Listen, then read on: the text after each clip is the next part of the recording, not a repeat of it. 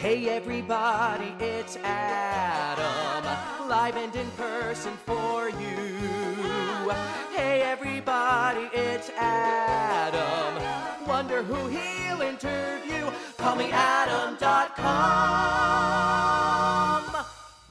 3 years ago, I was on the set of AfterForever, interviewing co-creators Michael Slade and Kevin Spirtas. Today, I am in my closet, and as excited as I am to welcome back four-time Emmy winner Kevin Spirtas, I am very saddened that Michael Slade is not here because in December, he passed away from his battle with cancer. So this interview is our tribute to Michael. Yeah. So with that, hello, Kevin. Hello, Adam. How are you? I'm good under the circumstances. I'm Yes. doing better today. Thank you for that lovely introduction. You're welcome. Might as well jump right into that, right? Yes. In 2014, I ran into Michael Slade at a gym in New York. He tapped me on the shoulder and said, "I think I used to write for you in Days of Our Lives." You remember this story. Yes. And we struck up a conversation, and I was looking for a writer to work with because I wanted to create a show about gay men over 30. And he was intrigued by that, and we started to collaborate, and we came up with that little show that could, called AfterForever, season 1 and season 2.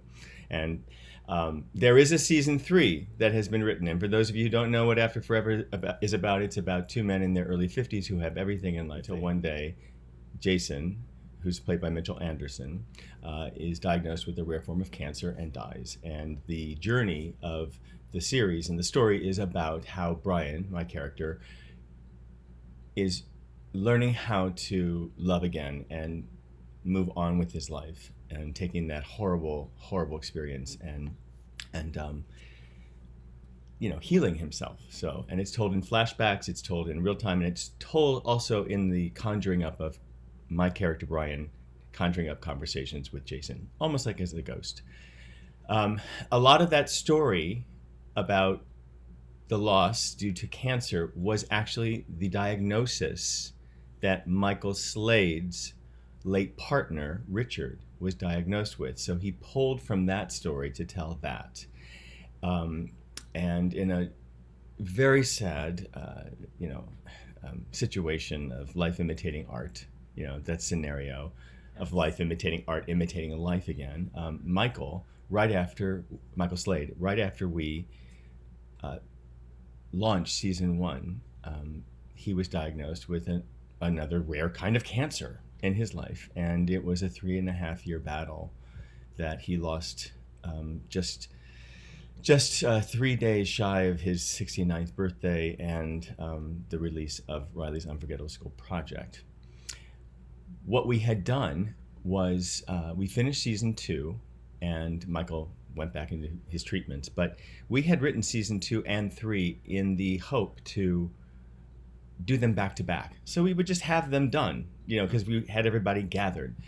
And scheduling became crazy, and then the pandemic hit.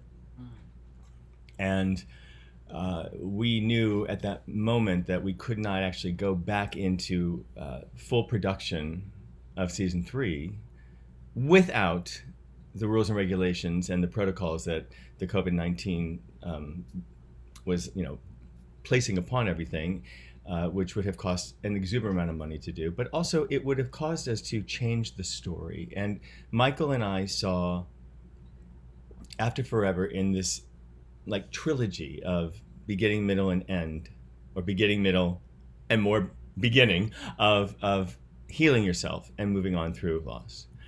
So we kind of just twiddled our thumbs for a minute and said, but isn't there a way for us to keep ourselves current and relevant? And we came up with the idea of basing a special on the characters of AfterForever, where one of the characters, who is Riley, he's a young 11-year-old boy who's being home taught through, remote teaching at school, and he is given the assignment to create a project in any way he wants about the most unforgettable person he's ever met.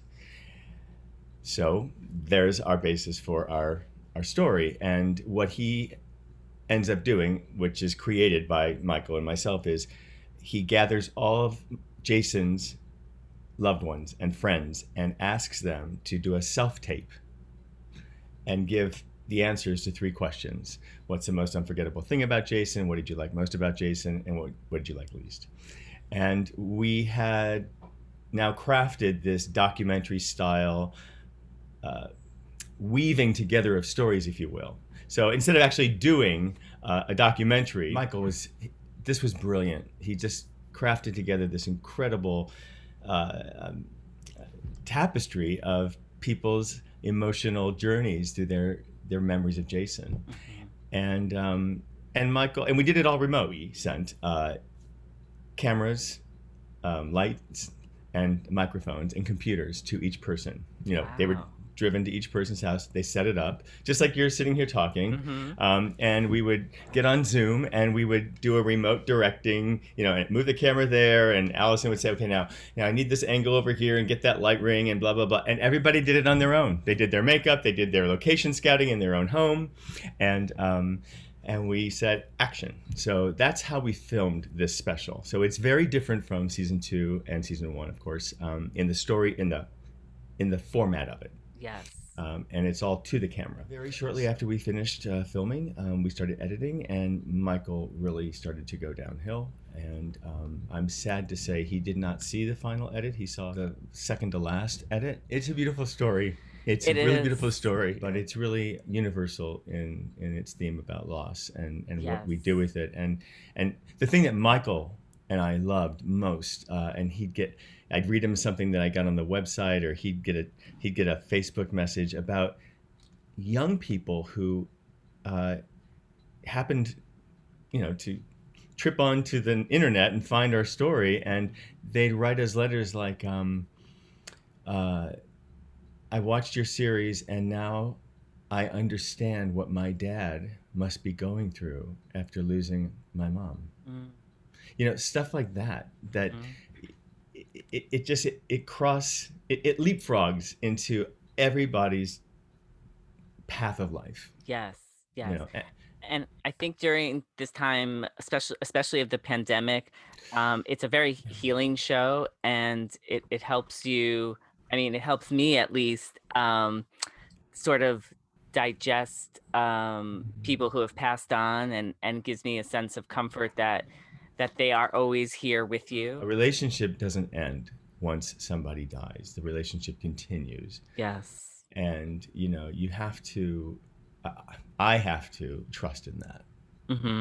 Because I think we get a lot of our healing that way. I continue to talk to him because that's what AfterForever is about. What would Michael be saying if he was here today about this or that, or oh my God, that reminds me of what Michael would think about this particular idea of this character or this theme of this show or whatever. And it's a bittersweet thing. And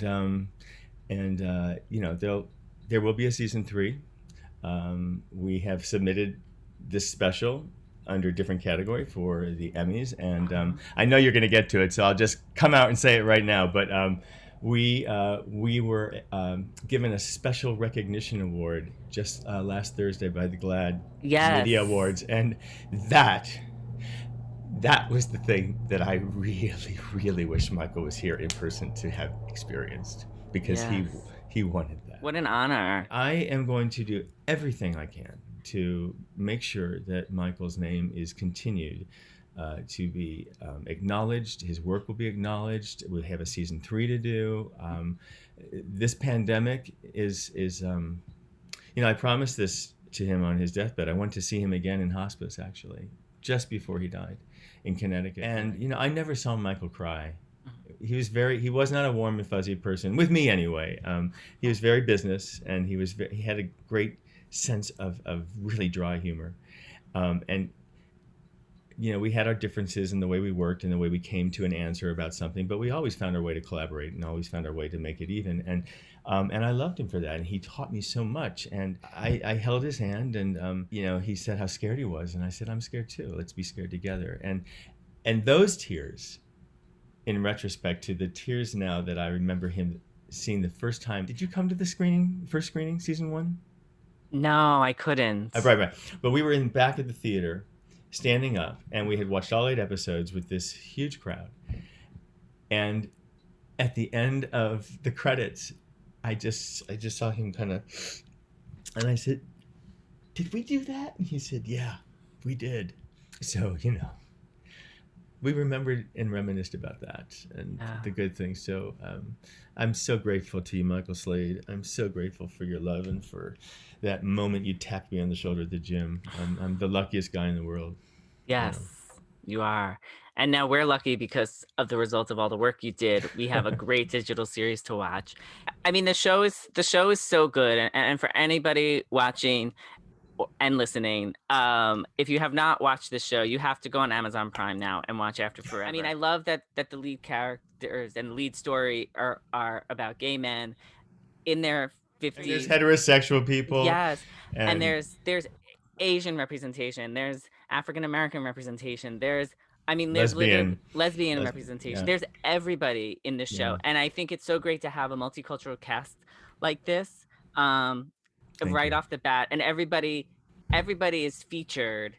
Everybody has their moment to shine. I just want to also say, for those of you who may be late coming to the game with After Forever, you don't have to watch season 1 or 2 in order to enjoy the standalone special. From watching Riley's Unforgettable School Project that you are watching a story about a group of people who have this one person who they adore and are still dealing with their loss. Yes. Yes. And season 1 and 2, by the way, are short form series. So it's 8 episodes. They're each about 10 or 11 minutes each, approximately. And you can binge watch both of them, as you know, in an hour and a half. Each season is an hour. So if you could describe Michael in 3 adjectives, what 3 adjectives would you want everybody to know about Michael? Sincere, loyal. I have to say 2 more. Gentle and loving. And brilliant. He had this ability to really observe things quietly and listen and then put it on the paper and put the spoken word on the paper. He's a great wordsmith. And he made me write things down. I wanted to scream. I'd say, come on, let's get on the phone or get on FaceTime and this is before Zoom even, before we were forced to be on Zoom. And I'd say, okay, I've got this. He goes, write it down. I go, and he said, you can do it. You can do it. So I started writing. I started to, I would dictate actually, but and then I'd type it up. But it was a learning process because I'm a visualist. I see things. I see the scene in my mind. I can talk about it. I can describe it. I can step into it and act it. I can say, what about a point like this in the scene where he says such and such and such, and that's the way I've always been as a creative. He would challenge me, but he'd listen to me sometimes, and he'd be like this, not even nodding, and I'd say, "Oh, you don't like the idea?" He goes, "No, I'm listening. I'm listening." And then sometimes the opposite would be like, I'd say something, and he'd go, "Oh." And then what about this? And then we would dovetail and just follow each other's thoughts. And he said to me one day, why is someone like you, on a personal level, why are you single? And I said, I haven't found the right guy yet. He hasn't been put in front of me, or I haven't been put in front of him. And I kind of tossed the answer, I tossed the question back to him. And he said, well, I lost my partner about 2 years ago. And that's when we just met. And I did not know that was going to be the underlying piece of story that we were trying to figure out, how to make all these people sympathetic and have heart. And the question that came out of my mouth right after I had told him how sorry I was, do you still talk to him? Do you still talk to Richard? And he looked at me and he looked up and he went, I kind of, yeah, I guess I do. That's what I remember seeing and witnessing. And I said, what if we use something like that? Would you be okay with that? And then idea after idea after idea, and story point and scenes and openings and back and forth. And I'll never forget that day of just like, that's the missing piece, and that just inserted itself into After Forever. And then I said, that's what happens after forever, I don't know. I'm at like such a loss for words because it's pretty overwhelming. yeah, it is. And I did want to, I know I originally wanted to do like rapid fire questions. we but can do your rapid fire questions. I feel like just to lighten things up for a moment. So let's start with favorite TV show. Favorite TV show, After Forever. Yeah. No. Okay, my favorite network television show on CBS is All Rise. It's a guilty pleasure. I love it. On Netflix, there is a new Anna Paquin vehicle show called Flack. 6 episodes. She's so great, and it's kind of behind the scenes of it's great. But a show that I have just watched 4 times in the last 3 days on Hulu is In and of Itself. Oh. And have you seen it? I saw it when it was at the Darryl Roth Theater. Okay. You saw it live. Yeah, I saw it live. Yes. All right. After this, I have questions for you because did you like it? I loved it. Yeah. I loved it. And I still have the card. So like before the show started, you walk into the theater and you pick a card that describes yourself. And the card says, I am. Yes. And I didn't even know anything about this show. And I was flipping through and I said, what are these cards that say I am? Because in spiritual principle, God creates of himself, of itself. And we are extensions of God. And when we say I am, those 2 words are the strongest words in every language, because whatever follows that is what we say we are. And his whole message about the illusion of what people call us and how we buy into what they think of us. And everyone should watch it. Yes. Everyone should watch it. It should be mandatory. Yes. I mean, the show was fantastic. Live, the show was phenomenal. Yeah. And then my favorite comedian, Hannah Gadsby, and she's on Netflix. Yes. And both of her shows are genius. So there's my reviews of the shows. I love it. Favorite musical? Dun dun dun dun dun dun dun. Yes. A chorus line. With the gold hat. That's my original hat from my tour in Broadway. Oh my God, I love it. Yeah, and hats off to, of course, Michael Bennett, but our dear friend Bobby Avian, who just passed away last week. Yes. Which is very sad. Yeah. Yes. And then I like Les Mis too. Oh. I mean, but that's a love story. Come on. Yes. Favorite cereal? Frosted Mini Wheats. Yes. You gotta love my you need that crunch and that sugar and just the right amount of milk. Come on. So good. Oh my gosh. Good. Favorite comfort food? Salt and Straws honey lavender ice cream. Come on. Ooh. I knew you were gonna ask me something like that, so I said, come on. I love that. Yes. Oh my God. Next time I'm at the store, I'm gonna buy some. I don't know if they're at the store. I think they're like little like a Haagen-Dazs shop or. Okay. Yeah. All right. I will. And coffee Haagen-Dazs makes a great second. Okay. Yes. Favorite game show? My favorite game show would have to be Shark Tank. Yeah. It's not a game show. I love Jeopardy. I got to meet the late Alex Trebek when we were at the Emmys that year. But I couldn't. I learned from it, but I can never. I have to slowly. And then you put the answer in the question. Yes. It's crazy. Yes. I love favorite board game? Scrabble. Yes. And Yahtzee. Yahtzee too. Oh yes. I haven't gotten Yahtzee yet as an answer. I love it. Oh, Yahtzee. My sister-in-law Janie and we play digital backgammon. Oh wow. She's the backgammon queen. Janie is the backgammon queen. I can never win. even on once in a while I might. She goes, you want me to kill you again? Want me to win one more time? Come on, let's play one more time. She's great. Oh my God, so funny. And your go-to karaoke song? Once before I go, I want you to know. From Boy from Oz? Well, it's a Peter Allen and Peter Dean Allen. Pitchford song, but yes. Yes. Yeah.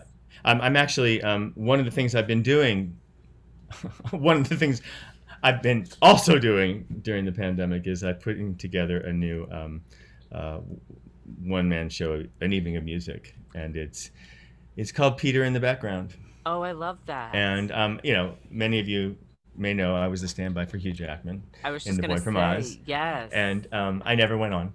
But Peter Allen was such an amazing part of my life growing up, and I didn't really know the effect he had on so many people until I actually stepped into the show and created created my section of my track, which was backstage watching everybody. But it was great, and I learned so much from Hugh, and Yes. what a lovely being he is. But if I can track back to all my favorite music, it always goes back to Peter Allen. So, and it's not a story about Peter Allen. It's about how Peter Allen's music influenced me. Oh, that's great. So it's not like I want to do The Boy from Oz, and it's nothing like that. It's really how beautiful his music is. Well, the last rapid fire question is Yes. go-to emoji when texting. That's the winky eye, tongue out. Yes. Yeah. I love that one. I made that face for those of you who are listening. Yes. What is that? What is that emoji called? The I winky don't- eye? Yeah, The I guess winky eye? winky. Yeah, winky maybe. Winky, I don't know. Yeah. I also I guess the tiebreaker would be the prayer hands. Yes. Yes. In hope, in trust, Yes. and in prayer for your health or your good Well-being. wishes or whatever. Yeah, well-being. Yes. So I always end my interviews liking to find out something that about my guests that you have never talked about before. So what is one thing about you or something that you want to happen to yourself that most people don't know? Two things that pop into my mind. One thing is I would love to have a full-size kitchen and really learn to enjoy the art of cooking. I don't cook. Uh-huh. So that's kind of the two things I make pasta. I can cook a chicken. It's easy to make a salad, but I'm pretty because of the space I have here. I don't really I don't take the time to appreciate the magic that goes into cooking. And I think if I had the space, because I have the time, but it's easy for me to walk to Trader Joe's and get that pre-made salad and all their egg rolls and spring rolls and crackers. I just so that I guess that kind of balances out the question. Yes. Yeah. Yes. I love it.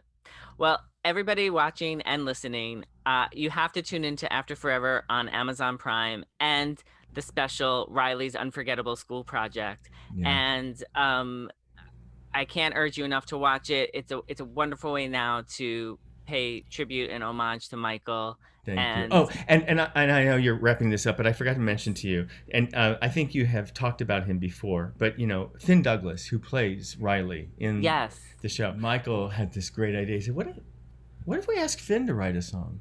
Ask him. We can always cut it, or we don't have to use it. Well, he wrote a song that we didn't change one note or one word to, and it's beautiful. It is absolutely beautiful. It's called Forever There. And I told his mom and dad how proud we were and how proud Michael was that he was able to go in and do that. So, yes, please watch all three of the shows. And follow the show on social media, AfterForever the series, Facebook, Twitter, Instagram, everywhere. And where should people follow you on social media? Kevin Spirtas. Adam, you're great. Thank you. And thank you so much for coming on and helping pay tribute to Michael. Oh my God. Thank you for loving him so much as You're I welcome. do and for being such a fan of both of us. You're welcome.